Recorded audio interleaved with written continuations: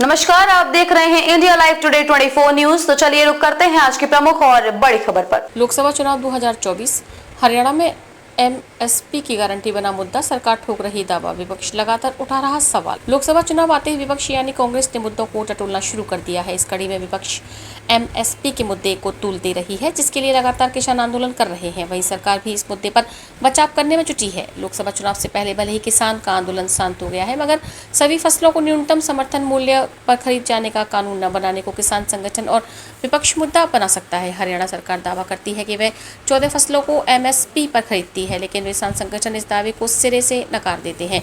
किसान संगठन 23 फसलों को एमएसपी कानून के दायरे में लाने की मांग कर रहे हैं। किसान संगठनों के अनुसार गेहूं और धान को छोड़ बाकी सभी फसलों को किसानों को औने पौने दाम पर बेचना पड़ता है। इसके अलावा कभी फसलों की खरीद समय पर शुरू नहीं होती है, तो कभी किसान एमएसपी पर फसल बेचने के लिए मेरी फसल मेरा ब्यूरो पोर्टल पर रजिस्ट्रेशन नहीं करवा पाते, इसलिए किसानों को उचित लाभ नहीं मिलता। किसानों की मांग है कि जब तक एमएसपी कानून नहीं बनता तब तक इसका समाधान नहीं निकल सकता। कांग्रेस ने चुनाव की घोषणा से पहले ही ऐलान कर दिया था कि केंद्र में उनकी सरकार बनते ही एमएसपी कानून लागू कर दिया जाएगा। हालांकि कांग्रेस ने 2018 के राजस्थान विधानसभा चुनाव में भी एमएसपी कानून बनाने का दावा किया था, लेकिन 5 साल सरकार चलाने के बाद भी एमएसपी कानून नहीं बन सका। वहीं हरियाणा की भाजपा सरकार का कहना है कि किसानों को फसलों का उचित लाभ भी मिल रहा है, इसलिए वे किसी के बहकावे नहीं आने वाले।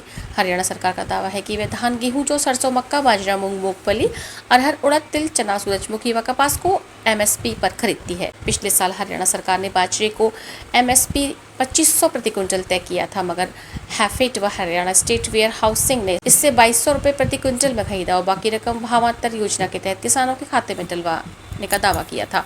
वहीं पिछले साल सूरजमुखी को एमएसपी पर खरीद के लिए किसान संगठनों ने बड़ा आंदोलन चलाया, मगर सरकार ने सूरजमुखी की फसल एमएसपी पर नहीं खरीदी, बल्कि उसकी भरपाई भावांतर योजना के तहत की गई। सूरजमुखी की एमएसपी 6400 रुपये प्रति क्विंटल था। बाजार में इसका भाव 4900 रुपये प्रति क्विंटल था। सरकार ने किसानों को 1000 रुपये भावांतर योजना के तहत दिए।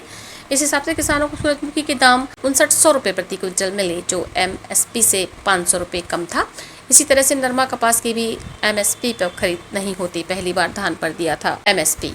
1960 के दशक में किसानों को अधिक पैदावार के लिए प्रोत्साहित करने के लिए एमएसपी लागू करने की व्यवस्था की गई थी। पहली बार एमएसपी 1964-65 में धान की फसल पर दिया गया था। तब धान का एमएसपी 33.50 रुपये प्रति क्विंटल से लेकर 39 रुपये प्रति क्विंटल तय किया गया था। गेहूं पर पहली बार एमएसपी 1966-67 में 54 रुपये प्रति क्विंटल दिया गया था। लेकिन आज जब कई खाद्यान्नों की अतिरिक्त पैदावार हो रही है तो अनाज गोदामों में सड़ रहा है। ऐसे में एमएसपी की जरूरत पर भी सवाल उठ रहे हैं। खबरों में अब तक के लिए बस इतना ही। फिर होगी आपसे मुलाकात ऐसी किसी बड़ी और खास खबर के साथ। तब तक के लिए नमस्कार और देखते रहिए इंडिया लाइव टुडे 24 न्यूज।